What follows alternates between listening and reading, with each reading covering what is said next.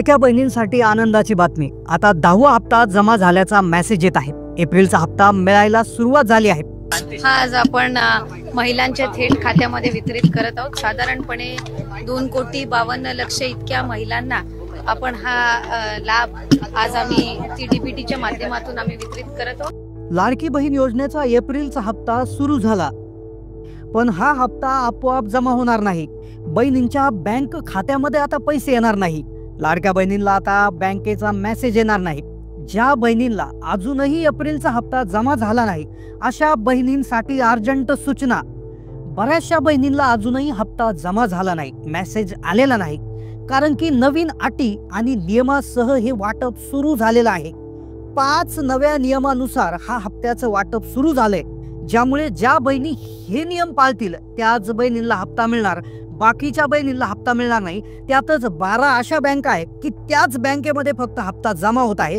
तुमचं जर या 12 बँकेत खाते नसेल तर तुम्हाला अडचण येणार आहे। पैसे जमा न होण्यामागचं कारण काय आहे ते तुम्हाला व्हिडिओमध्ये एका मिनिटात सांगणार आहे। जर तुम्हाला एप्रिलचा हप्ता पाहिजे असेल तर तुम्हाला हे काम अर्जंट करावं लागणार आहे। ज्या बहिणी ही गोष्ट चेक करतील त्यांना लगेच हप्ता जमा झाल्याचा मेसेज येणार आहे।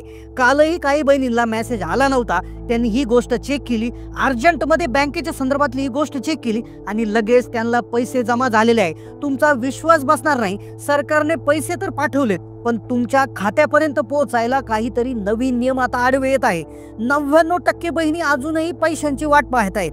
काही नशिबवान बहिणी अशा आहे की ज्यांना आपोआप मेसेज आला, पण हे पैसे आपोआप येणार नाही, बँक खात्यात हे पैसे जमा होणार नाही। त्यातच आता मुलांचा नियम आलाय, वयाचा देखील बहिणींचा नियम आलेला आहे। आता तुम्हाला सगळे नियम लक्षपूर्वक समजून घ्यायचे आहे। पैसे का जमा झाले नाही याची कारणं तुम्हाला लक्षपूर्वक समजून घ्यायची आहेत, तरच तुम्हाला तुमच्या हक्काची रक्कम मिळणार आहे, अन्यथा तुमचे पैसे मिळणार नाही। नुसती मेसेजची वाट पाहून काहीच होणार नाही। कारण समजून घ्या, नियम समजून घ्या। तुम्हाला जर मूलबाळ असेल तर तुमच्यासाठी नवा नियम आलाय। तुमचं वय किती आहे आता त्यावरून देखील हप्ता ठरणार आहे, त्यामुळे लक्षपूर्वक आता जाणून घ्यायचं आहे कोणते ते 5 नियम आहेत, कशा पद्धतीने याची अंमलबजावणी होत आहे, एप्रिलचा हप्ता येण्यासाठी काय करायचं आहे। व्हिडिओमध्ये तुम्हाला शेवटी मी सांगणार आहे, पहा लक्षपूर्वक व्हिडिओ पाहायचा आहे। 5 नियम ऐकल्यानंतर शेवटी तुम्हाला एक गोष्ट अशी करायला सांगणार आहे की ती गोष्ट केली की तुम्हाला एप्रिलचा हप्ता तर लगेच येईलच, पण इथून पुढचे सगळे हप्ते देखील येऊन जातील। अजिबात टेन्शन घ्यायची गरज नाहीये। हक्काची रक्कम तुम्हाला 100% मिळणार म्हणजे मिळणार। फक्त एक काम अर्जंट करायचं आहे, लाडकी बहीण योजनेचा 10वा हप्ता खात्यात यायला सुरू झाला। लाडकी बहीण योजना ही गरीब भगिनींसाठी आहे, त्यामुळे सरकारने काही अटी याच्यासाठी ठेवलेल्या आहेत। त्या अटीनुसार आता एप्रिलचा हप्त्याचं वाटप होणार आहे। आपोआप हप्ता जमा होत नाही, त्यात 12 बँकेमध्येच हा हप्ता जमा होतोय। कोणत्या त्या 12 बँका आहेत, तुमचं जर त्या बँकेत खातं नसेल तर तुम्हाला अडचणी येणार आहेत। कोणते 5 गोष्टी तुम्हाला चेक करायच्या आहेत आणि कोणती ती अशी गोष्ट आहे की जी मोबाईलवर चेक केली की लगेच मेसेज त्या ठिकाणी येतो, हे देखील तुम्हाला सांगणार आहे। कारण की पहा 5 गोष्टी आहेत, एक एक करून तुम्हाला लक्षपूर्वक सांगतो। प्रत्येक गोष्ट म्हणजे ही एक ना एक गोष्ट जर तुम्ही केली तर तुम्हाला हे तर पैसे येतीलच, पण पुढचे पैसे येण्यामध्ये काहीच अडचण होणार नाही। आता पहा तुम्ही नेमकं काय करायचं आहे। आता पहा तुम्ही तुमच्या आता एकदा चेक करा की वयाचा एक नियम आलाय। आता पहा लाडकी बहीण योजनेचा जो हप्ता होता ज्यासाठी वयाची अट सरकारने ठेवली होती 21 ते 65 वर्ष। आता तुमचं वय नेमकं किती आहे कमेंट करून सांगा, कारण की आता वयानुसार हप्त्याचं वाटप होणार आहे। पहा तुम्ही 21 ते 30 मध्ये बसता की 31 ते 40 मध्ये की 41 ते 50 मध्ये की 51 ते 60 की शेवटची कॅटेगरी तुमची 61 ते 65 ची, हे देखील तुम्ही कमेंट करा, कारण की त्या कॅटेगरीनुसार आता तुमचा हप्ता ठरणार आहे। एक वयोगट असा आहे की ज्याला हप्ताच इथून पुढे बंद होणार आहे, तो नेमकं कोणता वयोगट आहे, कोणत्या वयातल्या बहिणीला डायरेक्ट हप्ता बंद होणार आहे। आता त्यानंतर एक सोशल मीडियावर मेसेज व्हायरल होत आहे की मुलांचा नियम आलाय।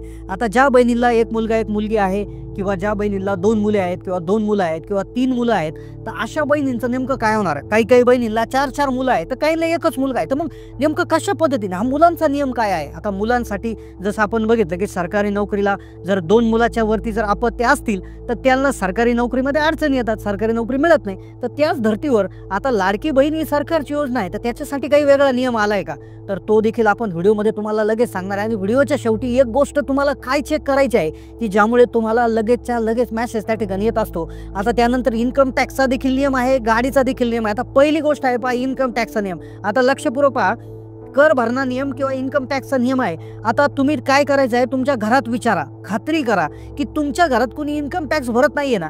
जर कुणी भरत असाल आणि तुम्ही योजनेचा लाभ घेत असाल तर तुम्हाला अजिबात पैसे मिळणार नाही. पहा, तुम्ही म्हणाला आम्हाला आतापर्यंत पैसे मिळाले, पण नियम काय सांगतो की तुमच्या पूर्ण टोटल घराचं उत्पन्न 2.5 लाख रुपयाच्या आतमध्ये असणं गरजेचं आहे. आता तुम्ही म्हणाला 2.5 लाख रुपये तर आमचं आहे, कसं आहे, तर ते सिद्ध करण्यासाठी तुमच्याकडे उत्पन्नाचा दाखला असणं आवश्यक आहे. आता हा उत्पन्नाचा दाखला तुम्ही काढलेला आहे का?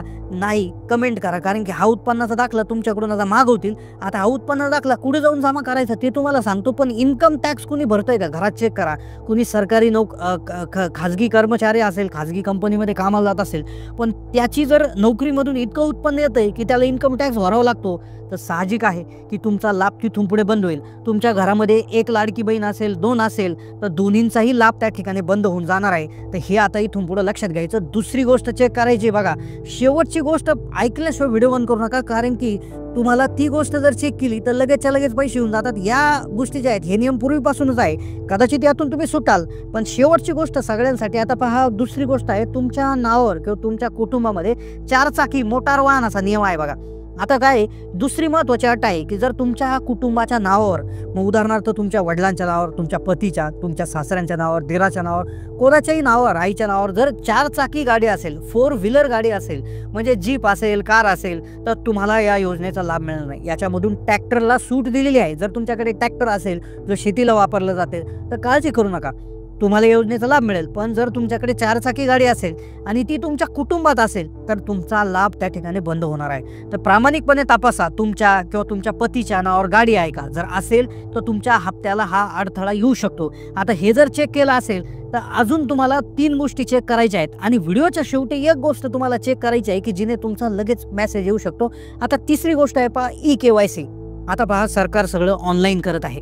तुमची ओळख पटवण्यासाठी इलेक्ट्रॉनिक नो युअर कस्टमर ही एक प्रकारची प्रणाली विकसित करण्यात आलेली आहे. तर या प्रणालीमध्ये जो आपला लाभार्थी महिला आहे तर ती हयात आहे का, तर त्याची माहिती तिच्या आधार कार्ड नंबरवरनं घेतली जाते. तिचे बोटाचे ठसे सरकारी रेकॉर्डमध्ये तपासले जातात आणि ते वेळोवेळी अपडेट करणं गरजेचं असतं. मग जर तुमची EKYC झालेली नसेल किंवा ती अपात्र असेल तर सरकारला कळणारच नाही की पैसे नक्की कोणाला पाठवायचे, आणि यामुळे तुमचा हप्ता अडकू शकतो. मग याकरता काय करा, तुमची EKYC जर झालेली नसेल तर तुम्ही शेजारच्या सरकारी सेवा केंद्रात म्हणजे CSC केंद्रामध्ये जाऊन आपले त्या ठिकाणी विचारा की माझी लाडकी बहीण योजनेसाठीची EKYC पूर्ण झाली आहे का. नसेल तर लगेच करून घ्या, किंवा तुम्ही तुमच्या रेशन दुकानामध्ये जाऊन तुमच्या रेशन कार्डची जी एक विशेष EKYC आहे, तिथे एक 4G POS मशीन ठेवलेलं असतं, तिथे तुमचे सर्व घरातले सदस्य घेऊन जाऊन सगळ्या सदस्यांचे बोटाचे ठसे तिथे द्यावे लागतात त्या मशीनवर, आणि जेणेकरून त्या ठिकाणी रेशन जो विभाग आहे, अन्न व नागरी पुरवठा, त्यांना समजते की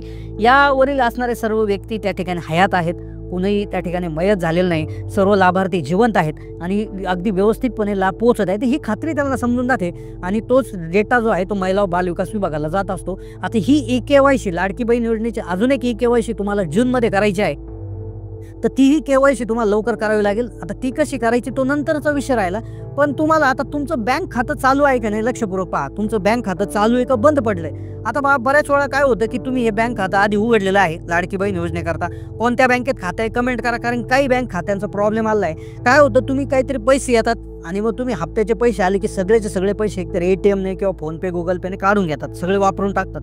तर असं अजिबात करू नका. 0 बॅलन्स अकाउंट जरी असलं तरी तुम्ही बँकेमध्ये चौकशी करा की याच्यामध्ये कमीत कमी किमान किती शिल्लक ठेवावी लागते हे तुम्ही बँकेमध्ये चौकशी करा.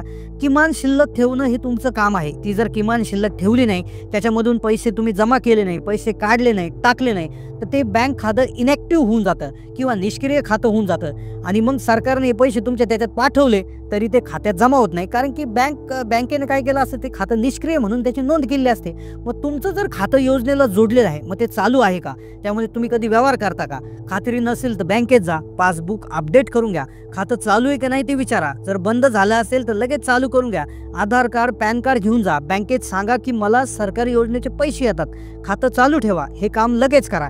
आता साधारणपणे या 4 गोष्टी झाल्या. आता 5वी आणि सगळ्यात महत्त्वाची गोष्ट, जे वरचं सगळं जरी क्लिअर असेल तरी ही गोष्ट जर क्लिअर नसेल तर तुमचे पैसे अजिबात जमा होत नाही. ती गोष्ट म्हणजे तुमचं आधार कार्डला बँक खातं जोडलेलं असणार.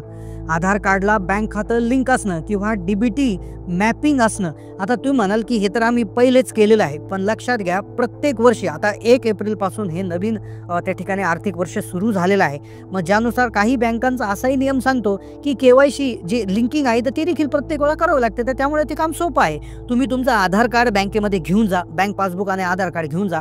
सगळ्यात आधी तुमचं आधार कार्डवरचं नाव आणि तुमच्या बँक खाते पुस्तकावरचं नाव एकदा चेक करा, क्रॉस चेक करा.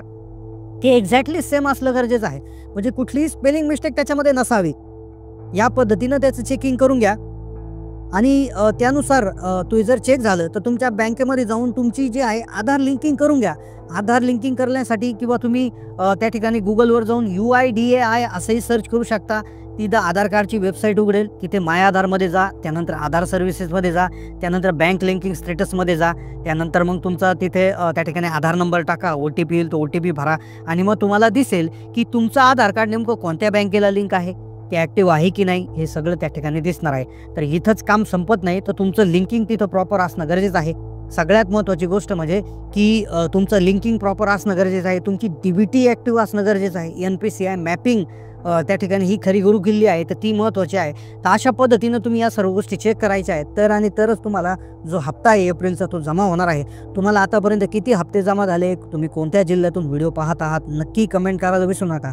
चॅनलला नवीन असाल तर सबस्क्राईब करा. हा व्हिडिओ तुम्हाला मदतपूर्ण वाटला का, नक्की कमेंटच्या माध्यमातून कळवा. धन्यवाद.